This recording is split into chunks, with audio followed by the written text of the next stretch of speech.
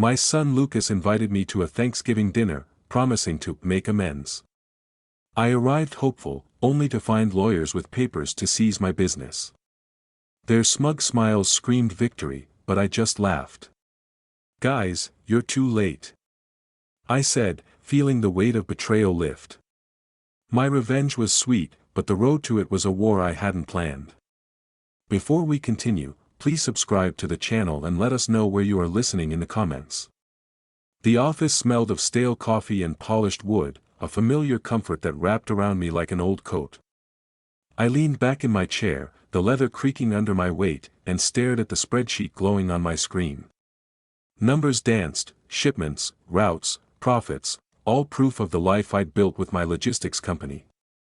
At 62, I was tired, sure, but proud. The framed photo of Lucas on my desk caught my eye, his 8-year-old grin frozen in time, back when he'd run to me with muddy knees and wild dreams. I smiled, but the ache in my chest lingered. The door swung open without a knock, shattering the quiet. Lucas strode in, his polished shoes clicking on the hardwood. Behind him, Amelia, her lips a tight line, clutched a manila folder like a weapon. My heart lifted for a split second, my son, here, unannounced. Maybe he'd come to talk, to mend things. But the folder hit my desk with a thud, papers spilling like confetti, and I knew this wasn't a reunion.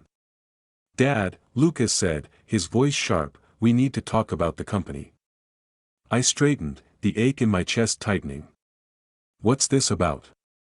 My eyes flicked to Amelia, who stood by the window, arms crossed, her silk blouse catching the lamplight.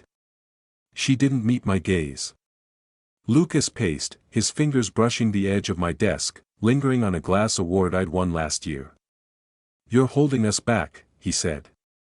"The company's stuck in the 90s. It needs fresh blood, new ideas." He stopped, turning to face me, his jaw set. "It needs me." I blinked, the words sinking in like stones. "You think I'm, what, obsolete?" My voice stayed calm, but my hands clenched under the desk, knuckles whitening. Amelia spoke, her tone smooth as ice.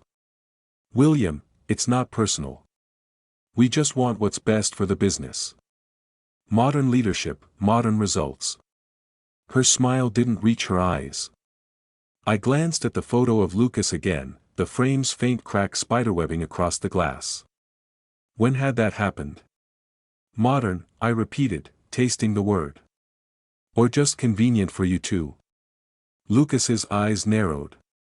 "Don't make this harder than it needs to be. Sign the papers, step back. Retire. You've earned it." He nudged the folder closer, his fingers grazing the edge like he owned it already. The room felt smaller, the air heavier. I remember teaching Lucas to drive a forklift in the warehouse, his laughter echoing off the crates. Now he stood here, dismantling everything. My pulse thudded in my ears, but I kept my voice steady. "I built this company from nothing. It's mine. You don't get to waltz in and demand it." Amelia's laugh was sharp, a knife slicing the tension. "Oh, William. You're so sentimental. It's sweet, really, but it's not practical." She stepped closer, her heels clicking. "Think about the future. Our future." Lucas leaned in, his voice low. "You're making a mistake, Dad. We'll do this my way if you don't cooperate." He straightened, adjusting his tie, his face unreadable. My throat burned, but I forced a smile. "You're welcome to try." The words felt like gravel, but they held. Amelia's eyes gleamed, predatory. "You'll regret this," she said, turning toward the door.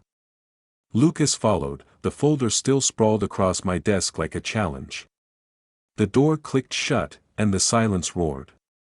I sat there, staring at Lucas's photo, my fingers brushing the cracked frame. The clock on the wall ticked, each second a reminder of time slipping away. I reached for my phone, my thumb hovering over a number, someone, anyone, but I stopped. Not yet. I stood, my knees stiff, and grabbed my coat. The office lights flickered as I stepped out, the Chicago skyline a blur beyond the window. Whatever Lucas was planning, I'd face it. But first, I needed to think. The hum of my car's engine was the only sound as I drove through the Chicago suburbs, streetlights casting long shadows across the dashboard. My hands gripped the wheel, the leather cool against my palms. Lucas's words echoed in my head, my way, and I couldn't shake the image of his 8-year-old self, wobbling on a bike I'd steadied for him. Where had that boy gone? The city blurred past, and I let the ache settle, heavy as the autumn air. In their house across town, Lucas and Amelia were already moving. Their living room gleamed with excess, crystal chandelier, marble floors, no warmth. Lucas stood by the bar cart, pouring whiskey, his phone pressed to his ear. "Yeah, tell them William's slipping," he said, his voice clipped. "Too old, too slow. We need change." He hung up, smirking, and turned to Amelia, who sat on a velvet sofa, scrolling through her phone. "He didn't budge," Lucas said, swirling his glass. "Thinks he's untouchable." Amelia didn't look up. "He's stubborn, not invincible. We'll make him see reason." Her fingers paused, then tapped out a text. "I'm meeting Claire tomorrow. She'll spread the word, William's losing his edge." Her lips curved, cold and calculated. Lucas snorted. "Good. Let's see how long he lasts when his precious reputation cracks." Back in the city, I sat in a corner booth at the Beanery, a cafe where the smell of roasted coffee mixed with the rustle of turning pages. Tom, an old friend and supplier, slid into the seat across from me, his brow furrowed. The afternoon sun slanted through the window, catching the steam rising from my untouched latte. "William, what's going on?" Tom asked, leaning forward. "I'm hearing things. People saying you're slipping. That the company's in trouble." I froze, the cup halfway to my lips. "Who's saying that?" My voice was steady, but my pulse wasn't. Tom shrugged, uneasy. "It's just chatter. Clients, competitors. You know how it spreads." He hesitated, then added, "Is it true? You stepping down?" I set the cup down, the ceramic clinking too loudly. "No," I said, meeting his eyes. "Let them talk." But the words felt hollow. Lucas's threat, Amelia's smile, they were already working, poisoning the ground I'd spent decades tending. That night, I pulled into my driveway, the house dark except for a porch light flickering like a heartbeat. Inside, I dropped my keys on the counter and checked the mail, my fingers sifting through bills and junk. Then I saw it, a crisp envelope, the kind that screamed trouble. The return address, a law firm. My stomach twisted as I tore it open, the paper cool and sharp. A single line stood out, notice of intent. I sank into a chair, the letter trembling in my hands. Outside, leaves fell, spiraling in the wind, each one a whisper of what was coming. Lucas and Amelia weren't bluffing. They'd started a war, and this was their opening shot. I folded the letter, my jaw tight, and stared out the window. They thought they had me cornered. They were wrong. Rain streaked the windows of my office, blurring the Chicago skyline into a gray smear. I sat at my desk, the letter from Lucas's lawyer open in front of me. Words like incompetence and mismanagement burned into my eyes, each one a betrayal sharper than the last. My fingers traced the edge of the paper, the weight of it grounding me as my mind spun.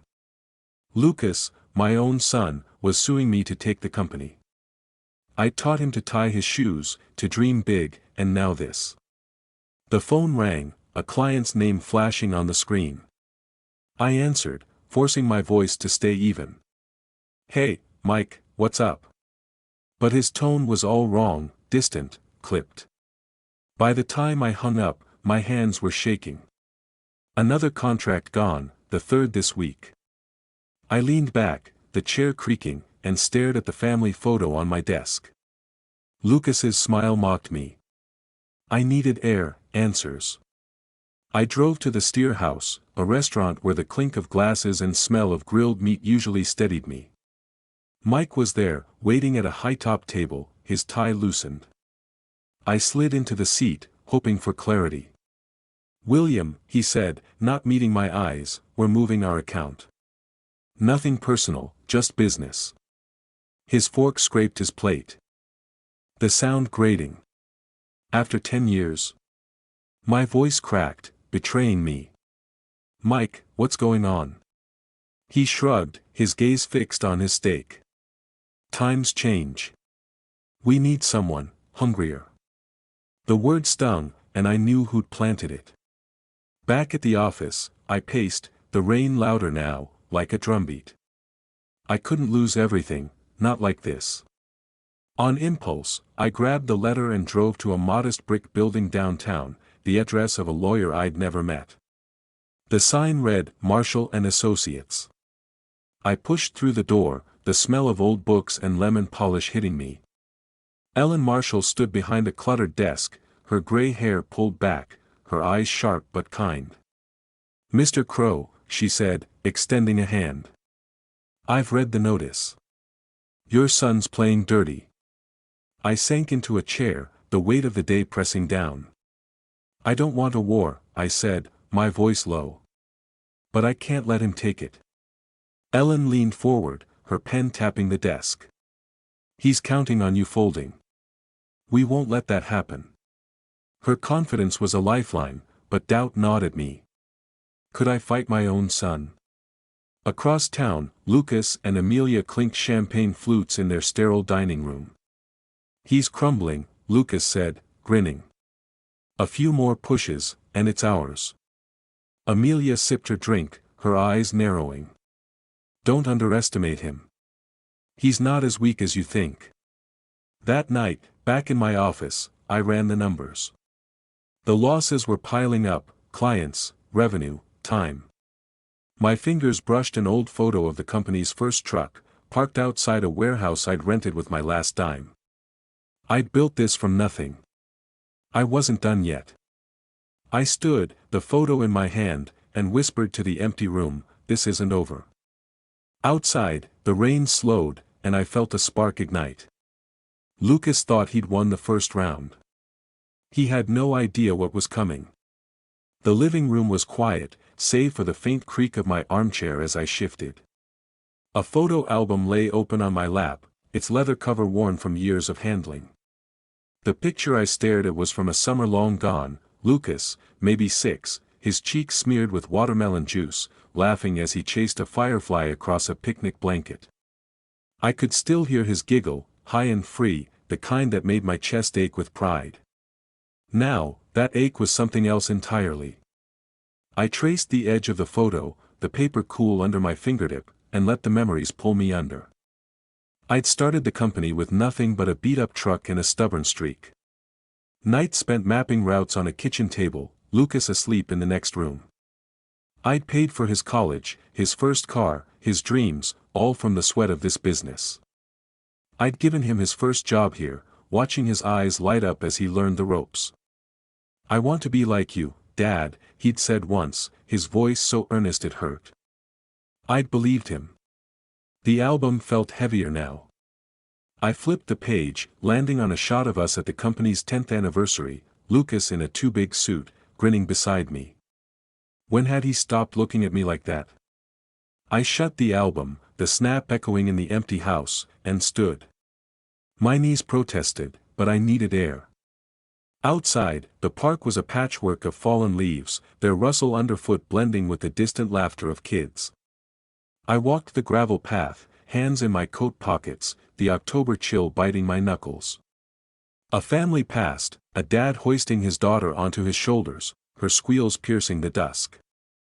I looked away, the memory of Lucas on my own shoulders too sharp. Had I missed something, some moment when he'd turned? My phone buzzed, jarring me. It was Pete, a warehouse manager who'd been with me for decades. "Boss," he said, his voice low, "there's talk. Lucas is calling around, saying you're stepping down. Some folks are nervous." I stopped, my breath catching.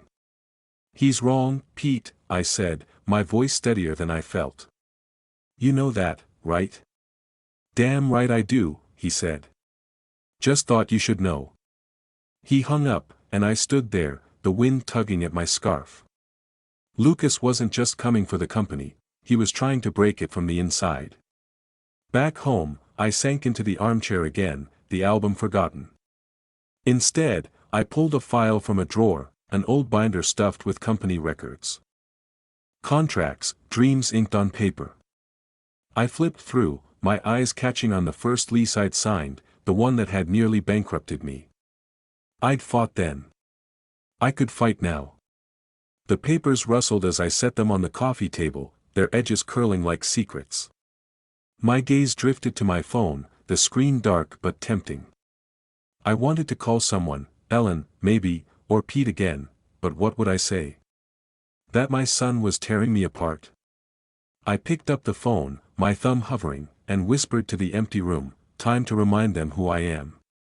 The words felt like a promise, fragile but real. The phone was heavy in my hand, its screen glowing in the dim living room. I'd been staring at Ellen's number for too long, my thumb frozen. Last night's resolve, those whispered words about reminding them who I was, felt distant in the morning light. But Lucas's betrayal wasn't waiting, and neither could I. I hit call. "William," Ellen answered, her voice crisp.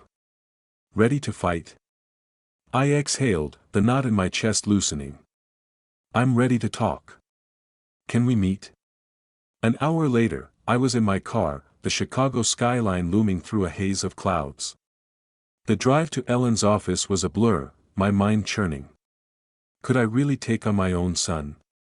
The man I'd raised, loved, trusted. But the image of that lawsuit, those cold words, incompetence, burned away the doubt.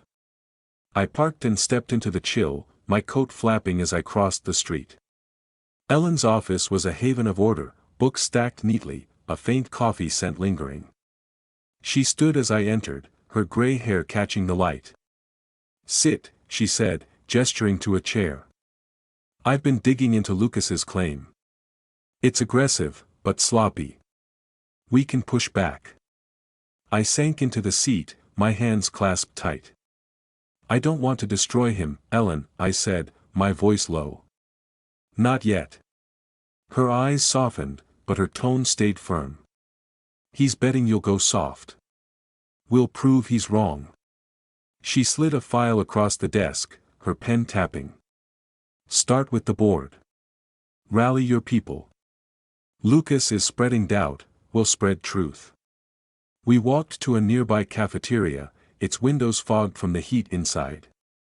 Over weak coffee, Ellen laid out ideas, legal counters, employee meetings, a PR push. Her humor cut through the tension. "This coffee's awful," she said, grimacing, "but our plan. That's gold." I managed a smile, the first in days. "I'm listening," I said, leaning in. Her confidence was contagious, and for the first time, I felt the ground steady beneath me. Back in my car, I called Pete. The line crackled, his voice gruff. "Boss, some guys are wavering. Lucas's talk is getting to them." "Then I'll talk louder," I said. "You with me, Pete?" "Always," he said, and I could hear his grin. "That's enough for now." That night, I sat at my kitchen table, a notebook open. I scribbled ideas, names, dates, strategies, each word a step toward reclaiming what was mine. The pen scratched, the sound sharp in the quiet. Ellen's plan, Pete's loyalty, my own stubborn heart, they were enough to start. I closed the notebook and leaned back, my eyes on the ceiling. The car keys lay beside me, glinting under the lamp. I grabbed them, my grip tight on the wheel as I sat in the driveway, the engine off. The notebook rested on the passenger seat, its pages full of fight. "This is my move," I thought, the words a spark in the dark. I wasn't done yet. The office buzzed with nervous energy, the hum of the air conditioner barely covering the shuffle of feet. I stood at the head of the conference table, facing a dozen employees, my team, my family in a way Lucas never understood. Their eyes were wary, some darting to the door. Lucas's whispers had done their work, but I wasn't here to lose them. "Folks," I said, my voice steady, "you know me. We built this company together, every late night, every tough call. They want to take that from us." I paused, meeting their gazes. "I say they don't get to." Pete nodded from the back, his arms crossed. A few others straightened, their doubt softening. "We're with you, boss," said Maria, a dispatcher with a steel spine. The room murmured agreement, and I felt the tide shift. That afternoon, I drove to the warehouse on Chicago's outskirts. The rain drumming on my windshield. The lot was a maze of crates and forklifts, the air thick with dust and oil. I'd heard rumors, Lucas had swayed a key client, Carter Logistics, to jump ship. I needed proof. Inside, I combed through shipping logs, my flashlight cutting through the dim. There it was, a contract addendum, buried in a stack, showing Carter had breached terms for a side deal. Amelia's name was scrawled in the margins. My pulse quickened. This was my leverage. Back in my car, I dialed Carter's CEO, my voice ice. "John, I know about your deal with Amelia," I said. "Break it off, or this goes public." He stammered, caught. "Give me a day, William. Please." "You've got 12 hours, I said, hanging up. The rain slowed, and I leaned back, adrenaline singing in my veins. Across town, Lucas's house was a fortress of glass and ego. He stood in the dining room, a wineglass in hand, when his phone rang. His face darkened as he listened. "He did what?" he snapped, slamming the glass down. It shattered, wine pooling like blood. Amelia, lounging nearby, didn't flinch. "He's fighting back," she said, her voice calm but sharp. "We need to move faster." Lucas spun, his eyes wild. "He's a relic. He can't outmaneuver us." She arched a brow. "Then why are you shouting?" Back at the warehouse, I stood among the crates, the contract in my hand. The rain had stopped, but the air was heavy, the city lights faint beyond the lot. I tucked the papers into my coat, their weight a promise. This was my first strike, clean and sharp. But it was only the beginning. I looked out at the wet asphalt, my reflection blurred in a puddle, and thought, let them come. The air in Ellen's office was thick with the scent of paper and fresh coffee, a grounding contrast to the storm brewing in my head. I sat across from her, the contract from the warehouse, my ace, spread out on the desk. Its creased edges curled like a secret waiting to be told. Ellen's pen tapped rhythmically, her eyes scanning the pages. "This is good, William," she said, leaning back. Carter's backed off. "You've got leverage. But what's next?" I shifted, my fingers brushing the armrest. "Something bigger," I said, my voice low. "I'm not just saving the company. I'm making sure they can't touch it." The words felt like a vow, but I kept the details locked tight, even from her. She raised an eyebrow, her lips twitching. "You sure you want to play it this close to the chest?" "No choice," I said, meeting her gaze. "They've got eyes everywhere." Ellen nodded, sliding a file toward me. "Then let's lock things down. I can draft a trust, something ironclad to protect your assets. But you'll need to move fast." "Fast is my only speed now," I said, managing a half smile. That evening, we sat in a quiet restaurant overlooking Lake Michigan, the water's surface rippling under the city lights. The clink of glasses and soft jazz muffled our words as Ellen outlined the next step, a meeting with someone who could secure the company's future. "He's discreet," she said, sipping her wine. "And he's got the capital. You ready to bring him in?" I nodded, my mind racing. "Set it up." But no names yet, not even to me. The secrecy felt like a shield, one I'd need against Lucas's reach. Back at my apartment, I paced the living room, the fireplace crackling as I dialed a number I'd memorized. The line clicked, and a gruff voice answered. "It's me," I said, my tone clipped. "Everything needs to stay quiet. No leaks, no traces." "You've got my word," the man said. "We'll talk soon." The call ended, and I exhaled, the weight of the plan settling deeper. I sank into a chair, pulling out a stack of old contracts from a drawer. My fingers traced the faded ink, deals I'd fought for, risks I'd taken. Each one a brick in the empire Lucas thought he could steal. I scribbled notes, numbers, and names, the pen scratching like a heartbeat. Ellen's draft arrived by email, a dense wall of legal terms. I read it by the fire's glow, each clause a step toward freedom. The company would be safe, untouchable. But the cost gnawed at me. I stood, the draft in hand, and crossed to the window. Chicago sprawled below, its lights pulsing like a challenge. The lake churned beyond, dark and restless.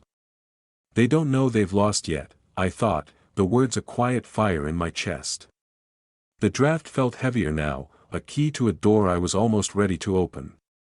Rain battered my office windows, the drops streaking like tears across the glass.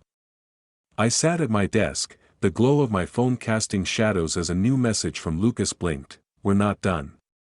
Expect papers tomorrow." My jaw tightened. Another lawsuit, this one accusing me of financial misconduct. The words blurred, each one a fresh cut. I pushed the phone away, my hands trembling, and tried to focus on the spreadsheet in front of me. Numbers, routes, shipments, my world, slipping through my fingers. Across town, Lucas and Amelia stood in their gleaming kitchen, the marble counter cluttered with legal documents. Lucas paced, his phone pressed to his ear. "File it now," he snapped. "I want him buried." He hung up, his eyes glinting. Amelia leaned against the counter, her fingers tracing the rim of a wineglass. "You're sure about this?" she asked, her voice smooth but edged. "He's got no moves left," Lucas said, smirking. "He'll crack." My phone rang, shattering the office's silence. Amelia's name flashed, and my stomach twisted. I answered, bracing myself. "William," she purred, "we know about that old loan you never paid back. Messy, isn't it? It'd be a shame if it came up now." I gripped the phone, my knuckles white. "Don't drag the past into this," I said, my voice low, steady despite the rage bubbling inside. "You've got nothing."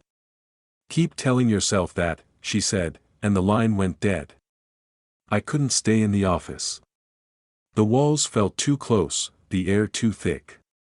I grabbed my coat and drove to a park nearby, the rain soaking my shoulders as I walked. The paths were empty, the leaves sodden and clinging to my shoes. I stopped by a bench, my breath fogging in the cold, when a familiar voice called out. "William? What are you doing out here?" Ellen stood under an umbrella, her coat buttoned tight. I managed a weak smile. "Trying not to drown," I said. She joined me, her umbrella shielding us both. "Lucas is escalating," she said, her tone matter-of-fact. "But they're sloppy. Those accusations. They're half-baked. We can counter." "I'm tired, Ellen," I admitted, the words slipping out. "But I'm not done." "Good," she said, her eyes warm. "Because they're bluffing. We just need to be faster." Back at her office, the smell of chamomile tea grounded me as she spread out files. "Lucas is trying to fabricate evidence," she said, pointing to a report. "Fake invoices, doctored emails. It's desperate, and it's our opening." I leaned forward, my pulse quickening. "Then we hit them with it," I said. "Expose the fraud." Ellen grinned. "Now you're talking." I left her office, a folder of evidence tucked under my arm. The rain had slowed, but the city felt alive, electric. My phone buzzed again, another message from Lucas. I didn't open it, not yet. The folder in my hand was my answer, sharp and ready. I stepped into the night, the wet pavement reflecting the city's glow, and felt the fight reignite. The fire in my living room crackled, casting flickering shadows across the coffee table where my phone lay. Lucas's message glowed on the screen, Thanksgiving dinner tomorrow. Let's make amends. 7 p.m., our place. I read it twice, the words dripping with false warmth. Amends? After lawsuits, threats, and lies. My lips curled into a wry smile. They thought they could play me, but I saw the trap from a mile away. Still, curiosity tugged. What was their angle? I dialed Ellen, pacing as the line rang. They've invited me to dinner, I said when she picked up. Thanksgiving. Says they want peace. Ellen snorted. Peace? That's a wolf in a turkey costume. Meet me at the brew. We need to talk.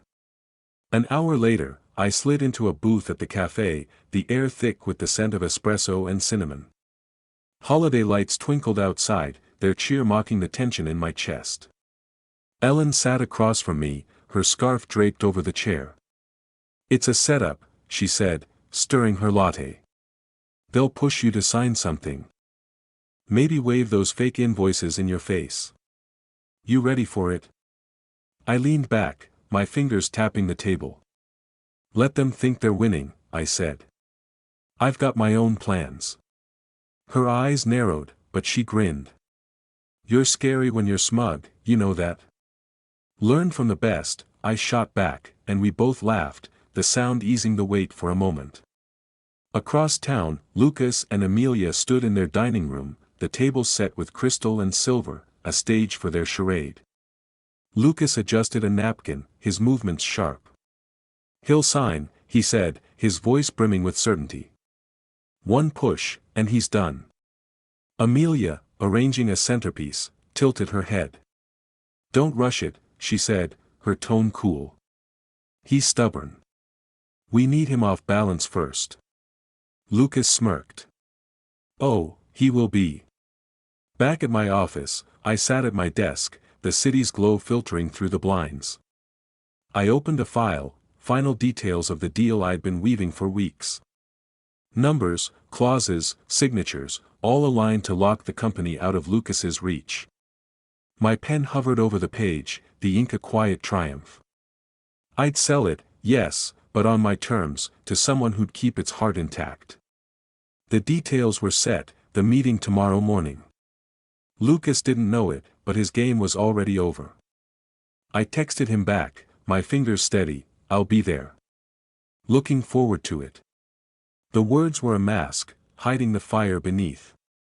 I stood, stretching, and glanced at the old photo of Lucas on my desk, its cracked frame a reminder of what I'd lost, and what I'd protect.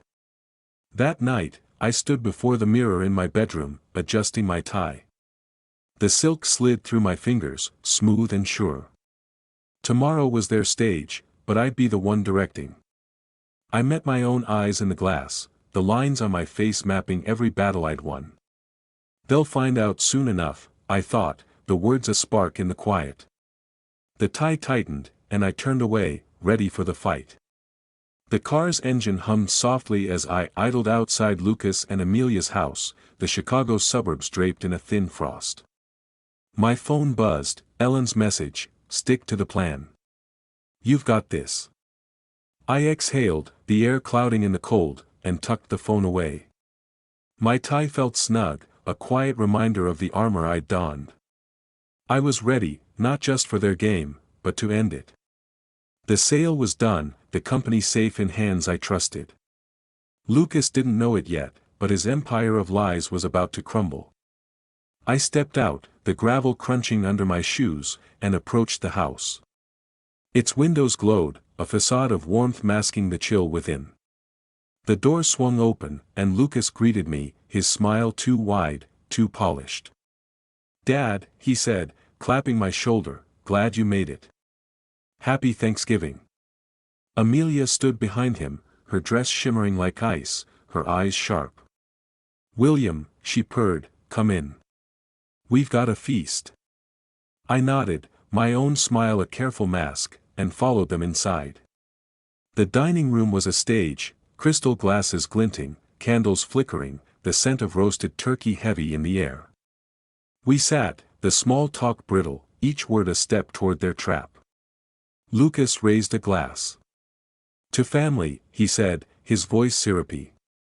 "And moving forward together." I clinked my glass, my eyes locked on his. "To moving forward," I echoed, the words laced with irony they didn't catch. Halfway through the meal, the door opened again. 2 men in suits entered, their briefcases snapping open like jaws. "Mr. Crow," one said, sliding a thick folder across the table, "these documents transfer the company to Lucas. Sign, and we'll keep this civil." Amelia leaned forward, her smile tight. "It's time, William. For everyone's sake." I picked up the folder, its weight familiar, like the contracts I'd signed decades ago to build this life. I flipped a page, then another, my fingers slow, deliberate. Lucas watched, his fork hovering, his confidence a thin veneer. I looked up, meeting their eyes, and a laugh broke free, low, sharp, unstoppable. "What's so funny?" Lucas snapped, his voice cracking. I closed the folder, tossing it back across the table. "Guys, you're too late," I said, my voice steady, cutting. "I sold the company this morning. Those papers. They're worthless." The room froze. Amelia's glass trembled in her hand, wine sloshing. Lucas's face drained, his jaw slack. "You're lying," he hissed, standing so fast his chair scraped the floor.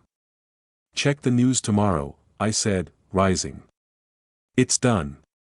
The company's safe, and you get nothing." The lawyers fumbled, their papers scattering like leaves. Amelia's eyes burned, but she said nothing, her silence louder than any scream.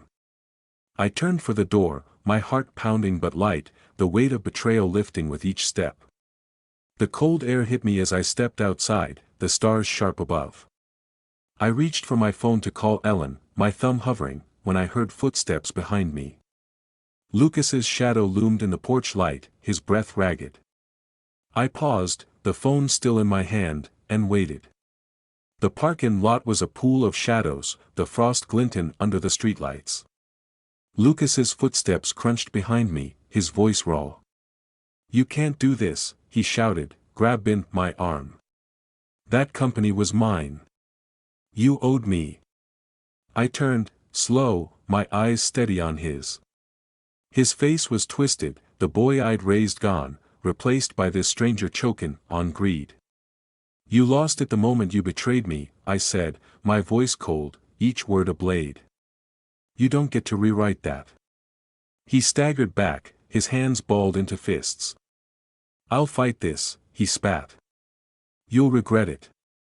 I shook my head, almost pitying him. "Good luck," I said, and walked to my car. The door slammed shut, the sound final, like a gate closing.